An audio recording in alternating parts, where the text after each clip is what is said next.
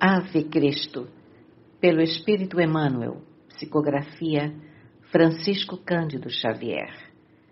Segunda parte, capítulo 1, parte 2, provas e lutas.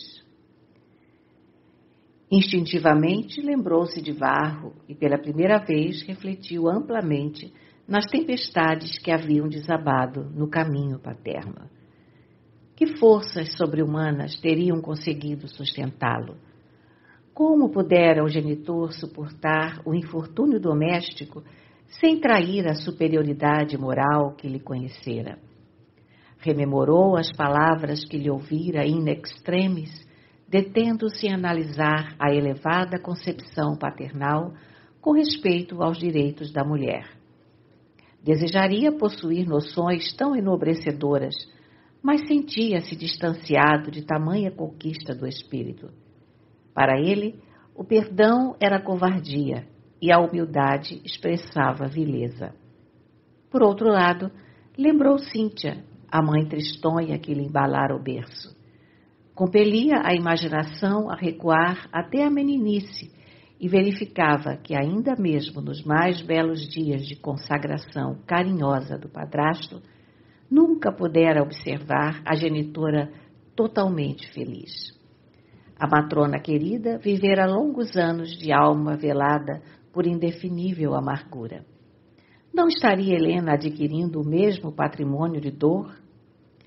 Escutou algumas palavras afetuosas do amoroso par que a aragem da noite lhe trazia aos ouvidos.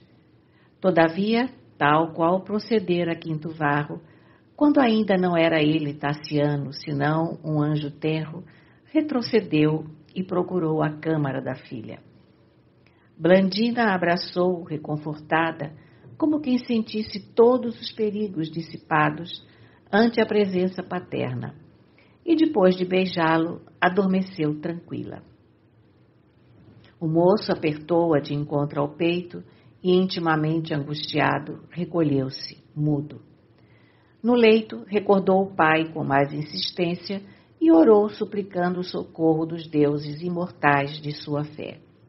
Tentou sustentar-se em posição de vigilância, mas a prece, à maneira de suave anestésico, oferecera-lhe brando torpor e acabou envolvido em pesado sono. Ao amanhecer, no dia seguinte, foi ruidosamente acordado pela esposa a fim de despedir-se. A caravana partia cedo. Helena e os companheiros pretendiam efetuar breve parada em Viena, de modo a rever amigos. Tassiano, amargurado e carrancudo, pronunciou alguns monossílabos, mas quando chegou a vez de Blandina, que se lhe arrojou em pranto aos braços ansiosos, o chefe da família pareceu emocionado e trêmulo. "Não me deixe seguir, papai. Quero ficar. Tenho medo. Leve-me para a vinha", soluçava a menina em desespero. O genitor beijou-a com ternura e recomendou: "Acalma-te. Atende aos desejos da mãezinha. O vovô espera-te bondoso. A viagem te fará feliz, minha filha." "Não pode ser assim", gritou a criança, com os olhos inchados de chorar. "Quem rezará com o senhor pela manhã?" Fosse pela tortura moral que trazia da véspera, ou pela angústia daquele adeus que lhe cortava o coração, o patrício sentiu que a emoção lhe sufocava o tórax opresso. Entregou Blandina aos braços de Anacleta, que a aguardava impaciente, e num gesto brusco demandou o interior, buscando a solidão para desfazer-se em lágrimas. Queria desligar-se da amargura que lhe avassalava o pensamento. Contudo, quando os carros se afastaram entre as rumorosas saudações dos escravos, ele quase enlouqueceu ao ouvir a estridente voz da filha reclamando: "Papai, papaizinho." Iniciada a excursão, Helena inquietou-se. Blandina, apesar de todas as repreensões, recusou qualquer alimento. A beleza da paisagem do Ródano não a interessava. A chegada após a Viena, depois de várias preocupações, realizou-se sob pesada nuvem. A pequena acusava febre alta e o coração parecia uma ave assustada na gaiola do peito. De olhos inconscientes, revelava-se completamente alheia à realidade. Pronunciava o nome do pai através de gritos estranhos e dizia ver Plutão num carro de fogo procurando roubá-la. Teódulo, aflito, chamou um médico que considerou a menina em grave posição orgânica, desaconselhando a viagem. Em razão disso, o genitor foi imediatamente instado a socorrê-la. Tassiano, adormentado, atendeu presto e o grupo de Helena, restituída a menina aos braços paternais, prosseguiu sem a pequerrucha, que, contente, tornou a casa. Começou então para o patrício e a filha admirável período de refazimento. Amavam-se tão profundamente, com esse carinho doce e perfeito de quem tudo procura dar sem nada receber, que realmente se bastavam um ao outro. Totalmente entregues à natureza, efetuavam encantadores passeios pelos vinhedos e bosques, pelas pastagens e charnecas.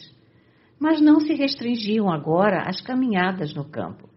Tassiano adquirira pequeno barco, no qual faziam longas incursões pelo Ródano. De entendimento a entendimento, o genitor passou a conversar com a menina com respeito à educação. Precisavam contratar os serviços de um professor condigno. Não encontrava na fazenda nenhum escravo à altura de semelhante trabalho. Por que motivo o senhor mesmo não me ensina? Perguntou certa feita a criança, quando navegavam além dos muros da cidade, encantados com a magnificência do rio, então enriquecido pelas últimas cheias da primavera. De mim mesmo não posso, esclareceu Tassiano bondoso. Não saberíamos nós dois garantir um programa disciplinar como se faz imprescindível. Blandina parou o olhar no soberbo quadro em torno. O crepúsculo descera vagaroso, mergulhando a terra em leve sombra, e as constelações no alto começavam a luzir. Tassiano remava sem dificuldades, subindo a corrente, desde o ponto de confluência do Saona, tornando ao centro da cidade, auxiliado pelas virações vespertinas.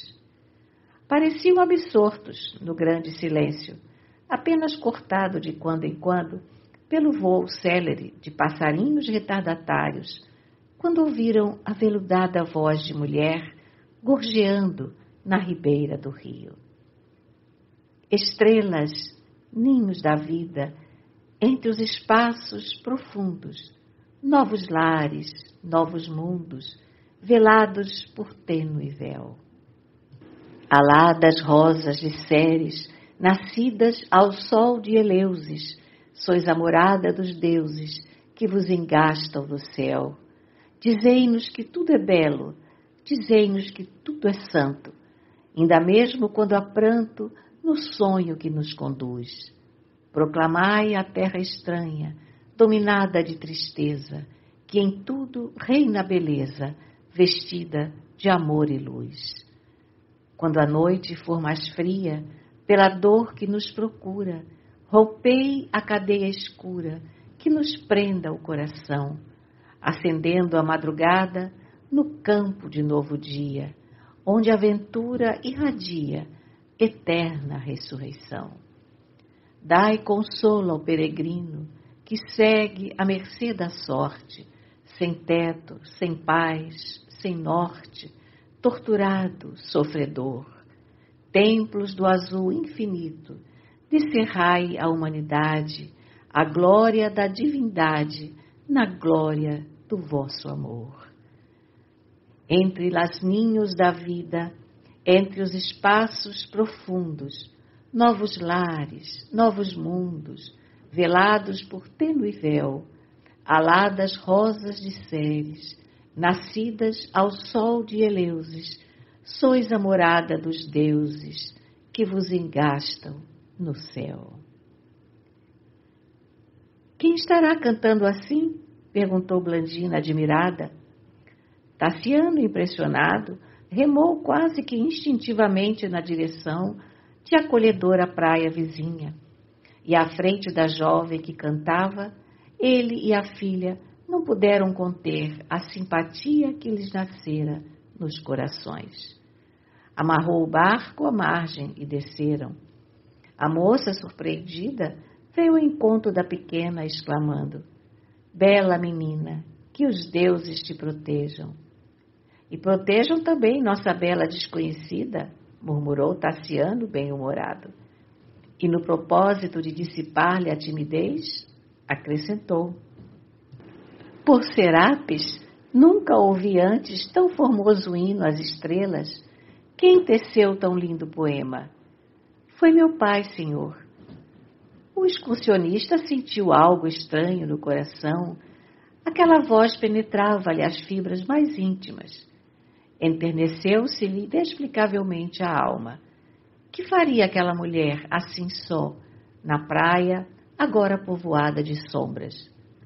Observando que ela e Blandina se entendiam num abraço carinhoso e natural, esqueceu a ideia de retornar ao batel e considerou gentil. Francamente, ser-me-ia grato conhecer de perto o autor da delicada composição. É fácil, explicou a moça alegre. Moramos aqui mesmo. Oferecendo a mão à menina, tomou a dianteira. O trio, depois de alguns passos, penetrou uma casa singela, em cuja peça mais importante, uma sala acanhada e desconfortável, um velho, à claridade de 2 tochas, consertava precioso alaúde. Diversos instrumentos musicais amontoavam-se no recinto, revelando a profissão do dono da casa. Desajeitada, a jovem apresentou os recém-chegados, explicando: Papai, são 2 viajantes do Rio.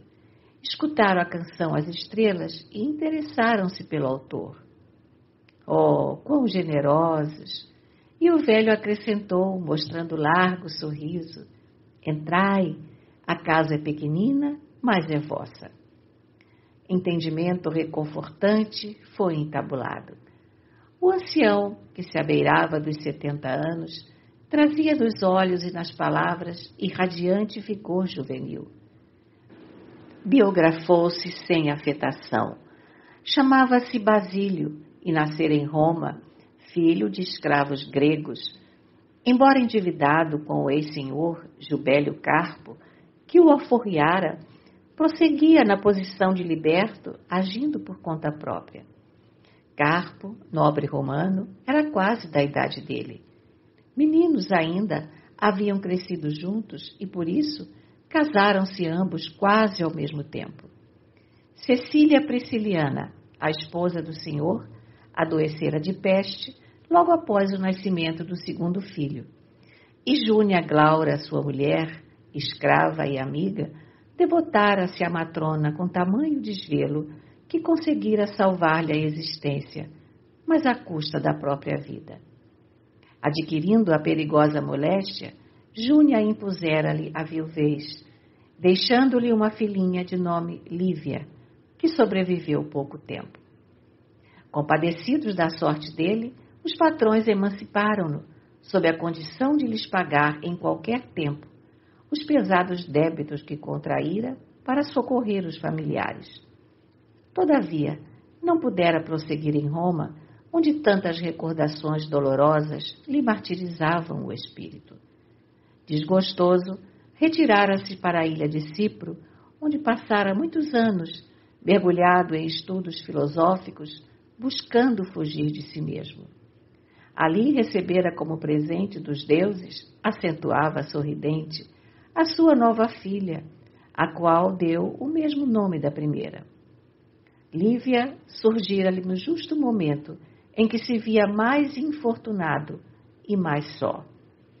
Desesperado com os obstáculos constantes que se lhe deparavam, sem nunca haver encontrado recursos para liquidar os compromissos econômicos que o prendiam à casa do amo, dispunha-se a aguardar a morte, quando o céu lhe enviara a nova filhinha, por milagrosa via, refazendo-lhe as esperanças. Desde então, investira-se de nova coragem para lutar. Rearticulou as próprias energias para o trabalho e reassumiu as atividades rotineiras de um homem com problemas mensais a resolver. Restaurando instrumentos musicais na profissão de afinador, reconheceu que na ilha os rendimentos não responderiam aos novos encargos e, por isso, transferiu-se para Massília, onde encontrou serviço farto e adequados recursos para educar a menina. Dissabores numerosos, porém, compeliram-no a mudar-se e escolher a Leão para seu novo campo de ação. Surpreendera-se diante da grande quantidade de harpas, alaúdes e cítaras a reclamarem reajuste e, satisfeito com as novas perspectivas de melhoria econômica, achava-se na cidade havia 6 meses, reorganizando o próprio caminho. Basílio falava com segurança e brandura, mas notava-se na voz dele algo de dolorido que não chegava a exteriorizar-se. Chagas invisíveis de sofrimento transpareciam-lhe da palavra vazada em risonha compreensão, mas tocada de leve amargura. O patrício animado e alegre encorajou-o, fazendo-lhe sentir novos horizontes de trabalho. Possuía muitos amigos e conseguir-lhe-ia rendosos serviços. Para amenizar o ambiente, que se anuviara demasiado com os temas inquietantes da vida comum, Lívia atendeu a um pedido paterno, executando alguns números de harpa que Tassiano e Blandina ouviram, encantados.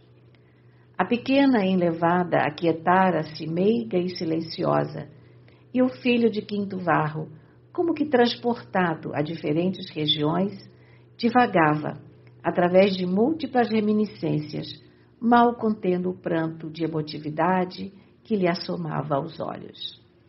Rememorou todos os dias do pretérito, tentando lembrar onde e como vira em algum lugar e em algum tempo o ancião que o fitava, bondoso, e a jovem que cantava com a voz misturada de alegria e dor, mas debalde.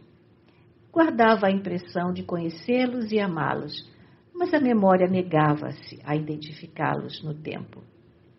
Lívia calara-se, mas o visitante prosseguiu absorto, pensando. Foi Blandina quem lhe interrompeu as reflexões, inquirindo carinhosa. Papai, o senhor não acha que Lívia poderia ser minha professora? Um sorriso geral desabrochou na sala pobre. A ideia foi jubilosamente aceita. E naquela noite, quando o adeus se fez sentir, revestido de compreensão e ternura, Tassiano afastou-se renovado. Esquecera as lutas e os problemas do próprio destino, qual se houvera sorvido o milagroso néctar dos deuses. O coração do patrício, antes taciturno e angustiado, parecia reviver.